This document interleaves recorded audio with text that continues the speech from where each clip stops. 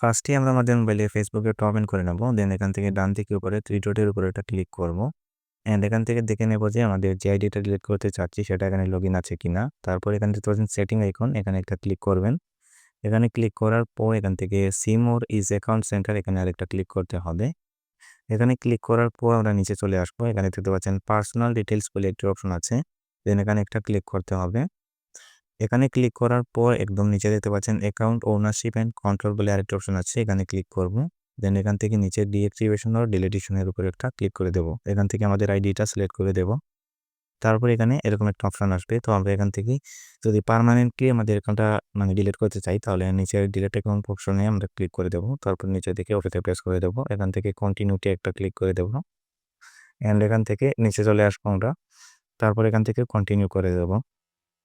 Continue করার পর এখানে আমাদের যে ফেসবুক আইডিটা রয়েছে এটার যে পাসওয়ার্ডটা রয়েছে সেটা আমরা এখানের মধ্যে লিখে দেব। তো এখান থেকে আমি আমার ফেসবুক আইডির পাসওয়ার্ডটা এখান থেকে লিখে দিচ্ছি।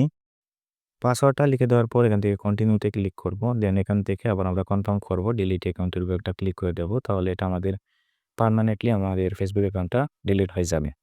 তো আশা করি এই বিষয়টা বুঝতে পেরেছেন। তো এইভাবে আমরা আমাদের ফেসবুক অ্যাকাউন্টটাকে পার্মানেন্টলি খুব সহজেই ডিলিট করতে পারব।